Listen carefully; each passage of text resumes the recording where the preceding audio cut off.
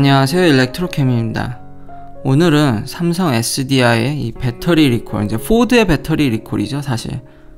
전에도 제가 알려드렸던 이 포드 쿠가에 삼성 SDI 배터리가 들어가는데, 이것에 대해서 좀 더 이제 그 자세한 내용이 나와서 알려드릴까 합니다.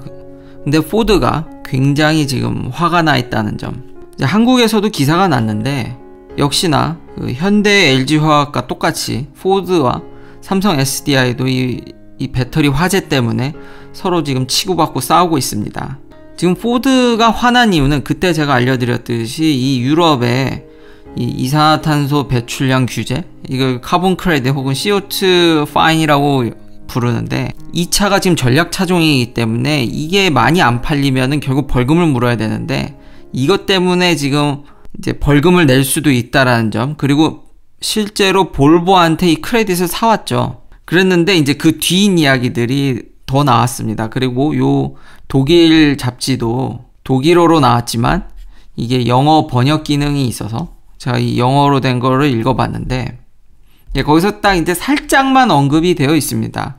근데 이 보면은 여기 기사에서도 나와 있지만 이 기사가 좀 틀릴 수도 있습니다. 그러니까 다 기사들이 어느 정도는 추측을 베이스로 하고 가고 있는 이유가 뭐냐면, 각각의 배터리 회사라든지 이 자동차 회사들이 이 서플라이어를 투명하게 공개하지 않습니다. 특히 배터리 관련돼서는 그거 신기하게 철저히 숨기려고 합니다. 근데 그건 양쪽 다 마찬가지여서, 단지 이번에도 왜 SDI가 이렇게 부각이 됐냐면은, 지금 여러 기사들이 나오는데 삼성 SDI가 지금 포드에 불난 거에 키포인트라고 해야 될까요? 실제로는 이제 포드한테 SDI가 상당량의 배터리를 공급했다고 추측하는 이유가 이 BMW인데, BMW도 지금 문제가 있거든요.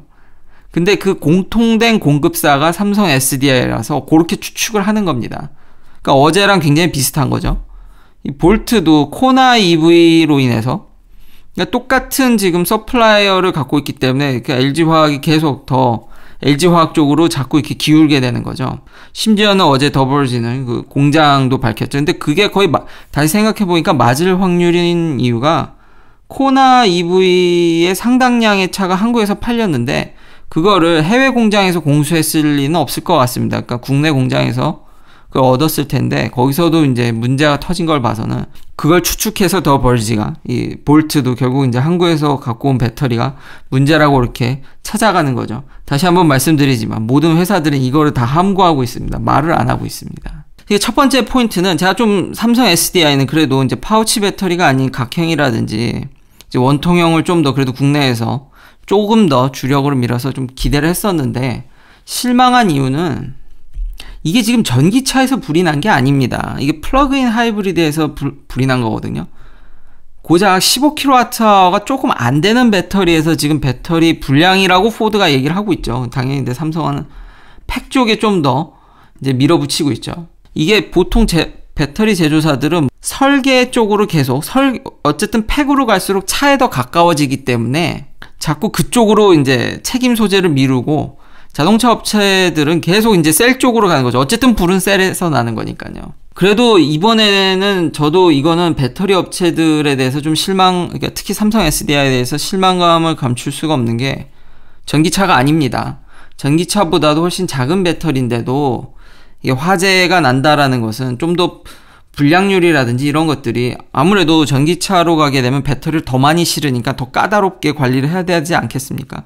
요 정도 양인데도 지금 불나서 이런 일이 터진다라는 게 어쨌든 참 실망감과 안타까움을 감출 수가 없고요.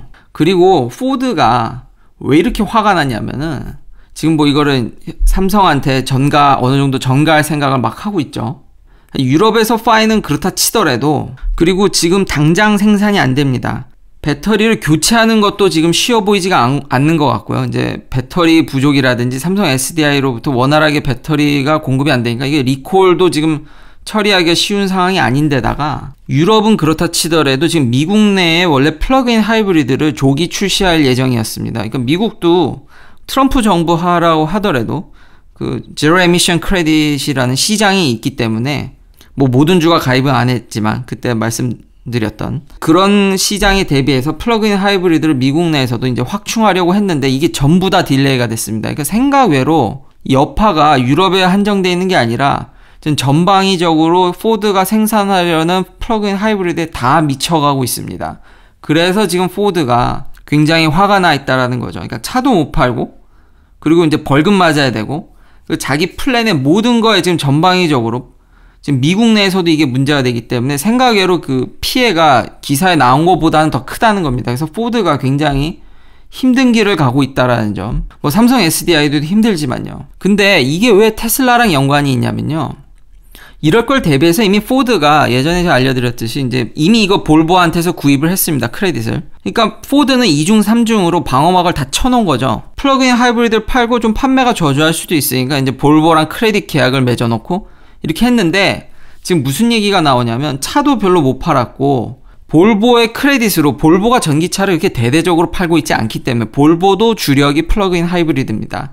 근데 이제 내연기관을 많이 안 파니까 이제 남아도는 크레딧을 이제 포드랑 맺은 건데 그것마저도 부족할 수 있다라는 이야기들이 흘러나오고 있습니다. 그러니까 결국 누구한테 사야 되냐? 예, 바로 테슬라죠. 이 많은 크레딧을 공급해 줄 수 있는 회사는 지금 현재 테슬라밖에 없습니다. 예상치 못하게 지금 내연기관 회사들이 플러그인 하이브리드에 이제 이런 화재로 인해서 발목이 잡히면서 크레딧을 사야 되는데 아마 폭스바겐 같은 경우는 CO2 크레딧을 제대로 그냥 맞고 가겠다고는 하지만 연말에 과연 비싼 세금을 낼까요? 아니면 테슬라가 지금은 이렇게 손을 안 벌리지만 결국 연말에는 테슬라도 야, 내 크레딧을 싸게 사가 이렇게 제안할 확률이 굉장히 높습니다. 포드 역시도 이 사태의 피해를 최소화하려면은 지금 상당량의 예측들이 연말에 가서는 결국은 올해가 가기 전에는 테슬라의 크레딧을 사올 확률이 굉장히 높다고 지금 보고 있습니다. 원래 이럴 게 아니었는데 지금 SDI 때문에 어쨌든 발목이 잡힌 건 맞죠. 본인이 잘못할 수도 있지만 지금 SDI 쪽으로 많이 기울어가고 있고 거기다 볼보한테 크레딧도 좀 사왔는데 그게 안 돼서 결국 테슬라까지 손을 벌리는, 결국 테슬라는 전에도 알려드렸듯이 이런 경쟁사들의 피를 제대로 빠는, 경쟁사들은 지금 이런 배터리 화재랑 차 여러 가지 문제들로 진짜 머리가 골머리가 아픈데 그 와중에도 벌금을 맞아야 되니 결국 테슬라에 손을 벌려야 된다라는, 안타깝지만 테슬라한테는 어찌 보면 또 호재로 작용할 수 있는, 그럼 제가 지금 오늘 드린 말씀이 배터리 업체들에 대해서 굉장히 부정적 시각을 갈 수도 있을 것 같습니다. 예, 맞습니다. 요즘 제 생각인데 요즘은 배터리만 잘 만들어서 정말 기똥차게 끝내주게 배터리를 만들 게 아니면은 배터리만 만들어서는 살아남기가 힘듭니다. 이미 LG가 보여줬듯이 사실 이 GM 볼트가 LG화학이 배터리 셀만 공급한 차가 아닙니다. 최근도 그럴지 모르겠는데 이미 예전부터 볼트 1세대부터 굉장히 GM과 LG가 면밀히 상호 협력하면서 이 차 내부에 상당량의 부품이 LG 겁니다. 그러니까 LG가 어느 정도 전기자동차 전장까지도 나와 있는 거죠. 이게 굉장히 저는 바람직한 모습이라고 보고 있고요. 이렇게 제가 이 전체 채널에서 요즘 잡는 방향은 이 플랫폼이죠.